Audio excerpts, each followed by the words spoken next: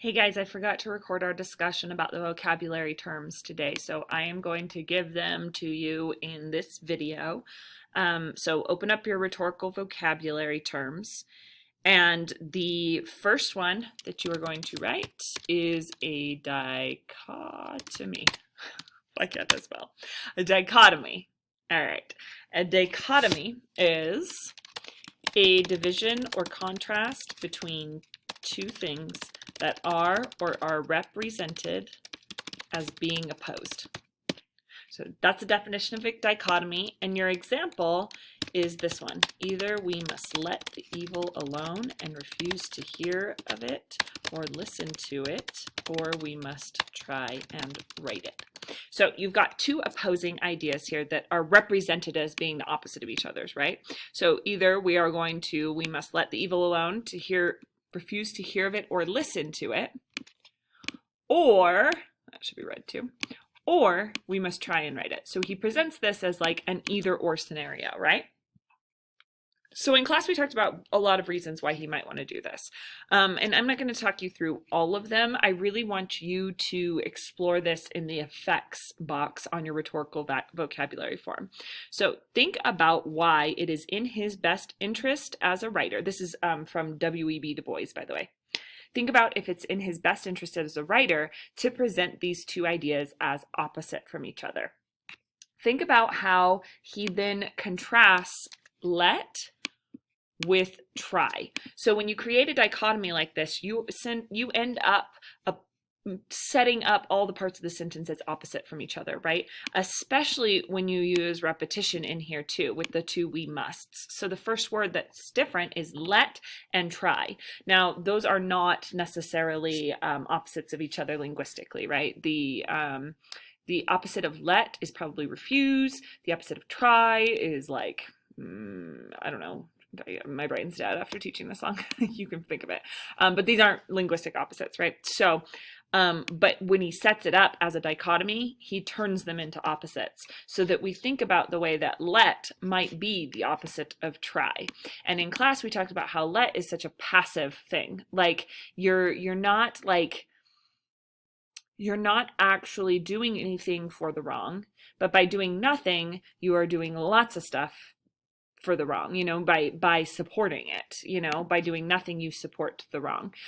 We also talked about the difference between hearing something and listening to something, that hearing it is just like noise coming in and it doesn't involve any action, but listening to it is more of an active thing that you have to actually pay attention.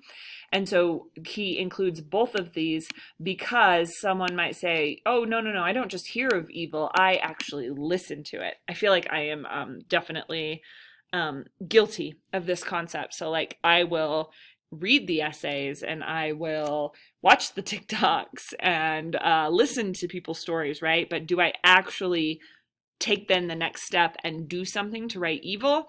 A lot of times, no. So I think that he's trying to say, no, both of these things are kind of the same thing. They're both on the passive side of the coin. And on the other side of the coin, you have this idea of actually doing something to try to right evil.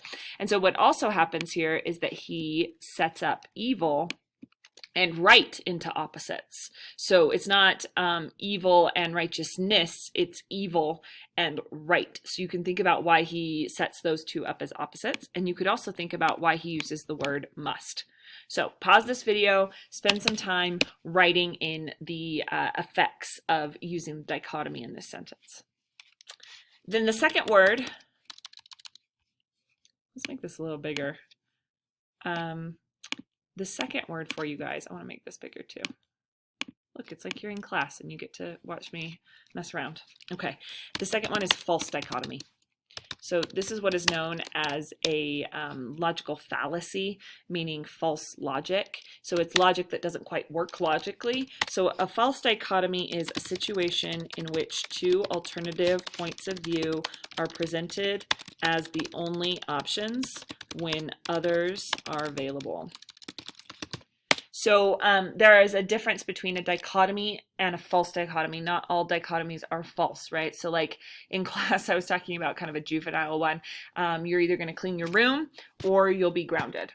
And yeah, you do have, other options other than clean your room. If your parents say clean your room and you say, oh, I'd rather not, you can take that option. You have free choice, but the consequence is going to follow.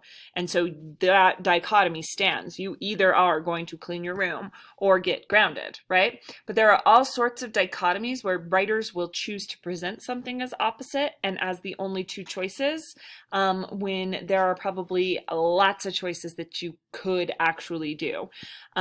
So like, for example, oh, this was the one I used in class. I was proud of this one.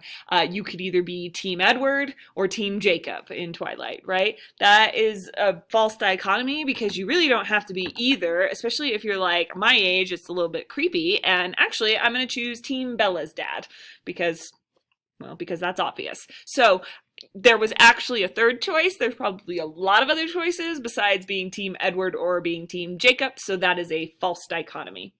So this is your example again, same quote. And in the effects section, I want you to talk about whether or not you think this is a false dichotomy and what would be the effect of using a false dichotomy, right? So like Du Bois, who wrote this, he is not a dumb man. He was he had a Harvard graduate degree, actually, first Black man to have a Harvard graduate degree.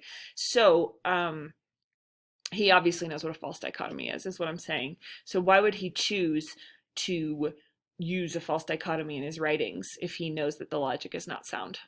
So that's what you're writing about in the effects.